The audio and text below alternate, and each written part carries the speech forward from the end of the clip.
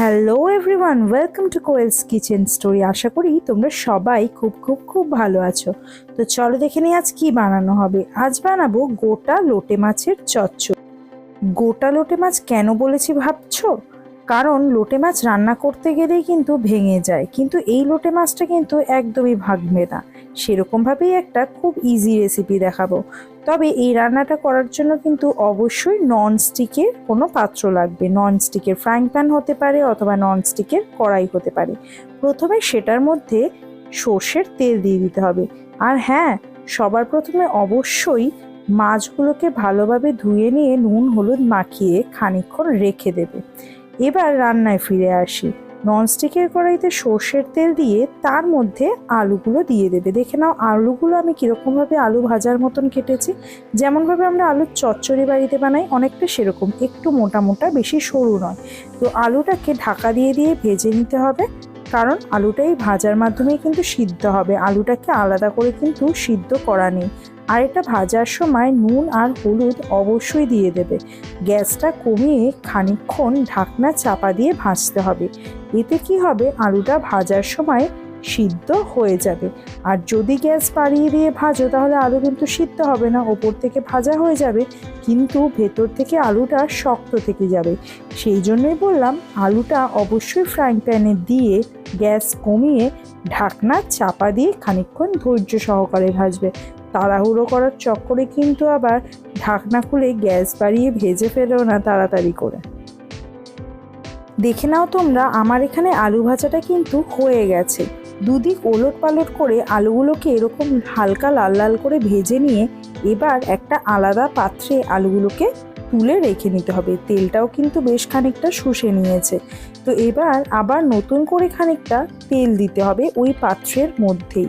আর তারপর এর মধ্যে তেলটা গরম হওয়ার পর পেঁয়াজগুলো ভেজে নিতে হবে। বেশি করে পেঁয়াজ দিতে হবে। এখানে আমি প্রায় 700 গ্রাম মতন লোটে মাছ নিয়েছিলাম। তো তার জন্য আমি মোটামুটি 5টা মতন মাঝারি সাইজের পেঁয়াজ নিয়েছিলাম। তোমরা পেঁয়াজের সাইজ বুঝে পেঁয়াজটাকে নেবে, ঠিক আছে? পেঁয়াজের মধ্যে বা নুন হলুদ আর একদম সামান্য চিনি দিয়ে পেঁয়াজটাকে ভালোভাবে ভেজে নিতে হবে। পেঁয়াজটা ভাজার সময়ও গ্যাসটা মিডিয়ামে রাখলেই ভালো হয়, কারণ গ্যাস জোরে দিলে পেঁয়াজগুলো লাল তো হয়ে যাবে কিন্তু নরম হবে না। সেই জন্য পেঁয়াজটা ভাজার সময়ও গ্যাসটাকে মিডিয়ামে করে ঢাকনা চাপা দিয়ে ভেজে নিতে হবে। এতে করে কি হবে, পেঁয়াজটা নরমও হবে আর তার সাথে ভালোভাবে ভাজাও হয়ে যাবে। প্রসঙ্গত বলে রাখি, এই রেসিপিটা কিন্তু আমি শিখেছি আমার এক জেঠিমার থেকে। সেই জেঠিমা একদিন আমাদেরকে করে খাইয়েছিলেন। আর লোটে মাছ তো আমাদের ভীষণ প্রিয়, আমার এবং আমার বরের ভীষণ প্রিয় লোটে মাছ। তো আমরা সাধারণত লোটে মাছের ঝুড়ি খাই, শুকনো করে লোটে মাছ খাই। যে রেসিপিটা আমার কোয়েলস কিচেন স্টোরি চ্যানেলটায় কিন্তু দেওয়া আছে, দেখবে লোটে মাছের ঝুড়ির রেসিপি। তবে এই গোটা ধরনের লোটে মাছটা কিন্তু আগে খাইনি, তো জেঠিমার থেকে শুনে নিয়ে এটা বানাতে লেগে পড়েছি ওই জন্য। তবে এই রান্নাটা একটু তেল বেশি রাখে, এটা প্রথমেই বলে রাখছি, একটু তেল লাগবে বেশি। পেঁয়াজটা খানিকটা ভাজা ভাজা হয়ে যাওয়ার পর দেখো কয়েকটা গোটা লঙ্কা আর রসুন কুচি দিয়ে নিচ্ছি। গোটা লঙ্কা আর রসুন কুচিগুলো ভালোভাবে এবার ভেজে নিতে হবে। রসুনটা আগে দিইনি কেন, তাতে কি হবে, রসুনটা অত্যাধিক লাল হয়ে যাবে আর রসুন পুড়ে গেলে একটা তিতো ভাব চলে আসে। তো সেই জন্যই আমি রসুনটা প্রথমে দিইনি। তবে তোমরা যদি চাও তাহলে রসুনটা আগেও দিয়ে দিতে পারো, অ্যাজ ইউ উইশ, কোনো অসুবিধা নেই। তবে এই রান্নাটা কিন্তু খেতে দুর্দান্ত লাগে। তোমরা তো ভিডিওটা দেখছো, আর আমার অন্য ভিডিওগুলো দেখো সময় হলে, আর আমাকে কিন্তু জানিও যে কেমন লাগছে আমার ভিডিওগুলো। পেঁয়াজ ভাজাটার মধ্যে এবার খানিকটা লঙ্কার গুঁড়ো দিয়ে দিলাম। তোমরা কিন্তু লঙ্কা বাটাও ইউজ করতে পারো, তবে আমার মনে হয় এই রান্নার ক্ষেত্রে কাঁচা লঙ্কার গুঁড়ো ইউজ করলে ভালো হয়। এই প্রসেসটা ভালোভাবে দেখো। এই ফ্রাইং প্যানের মধ্যে মাছগুলোকে কিন্তু আমি সুন্দরভাবে সাজিয়ে দিলাম। আরও যদি ছড়ানো পাত্র হতো তাহলে আরও ভালো হতো। এই যে মাছটাকে পরপর পাশাপাশি সাজিয়ে দিতে হবে। মাছগুলোকে এক জায়গায় দলা পাকিয়ে দিয়ে দিলাম বা একটা মাছের উপর আরেকটা মাছ দিয়ে দিলাম, এরকম করলে কিন্তু হবে না।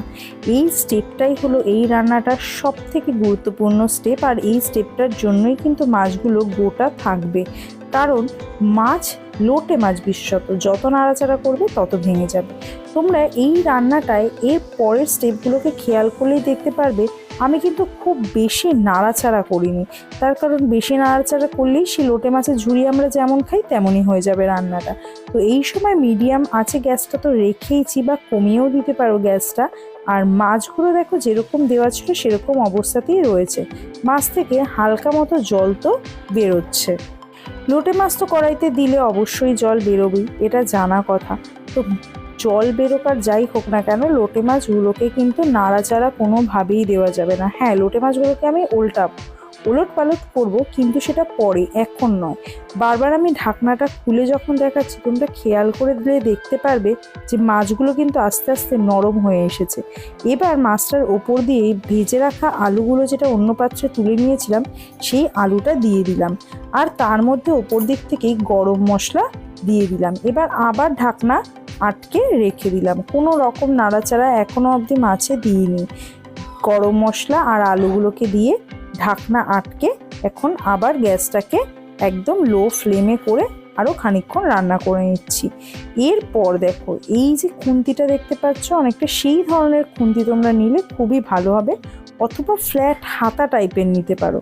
দিয়ে দেখতেই পারলে, ভালোভাবে একটু খেয়াল করলে দেখতে পারবে কোনো মাছগুলোকে আমি সাইড বাই সাইড নাড়াচাড়া কিন্তু করছি না। জাস্ট খুন্তি বা হাতাটাকে মাছটার নিচ থেকে দিয়ে ওপর দিক থেকে উল্টে দেওয়ার মতো, যেমনভাবে আমরা অনেকটা স্যান্ডউইচ করার সময় পাউরুটি উল্টাই, অনেকটা ওরকমভাবেই উল্টে দিতে হবে। এর ফলে কী হবে, মাছগুলো বেশি ভাঙবে না, আর অপোজিট সাইডটাও ভালোভাবে ভাজা ভাজা হয়ে যাবে।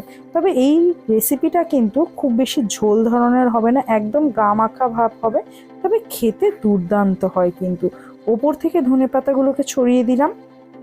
ধনেপাতাগুলোকে ছড়িয়ে দেওয়ার পরেও খানিকক্ষণ গ্যাসটাকে লো ফ্লেমে রেখে রান্নাটা করে যেতে হবে, কারণ ধনেপাতাটাও তো কাঁচা, সেটা সিদ্ধ হতে একটা সময় দেওয়ার দরকার আছে।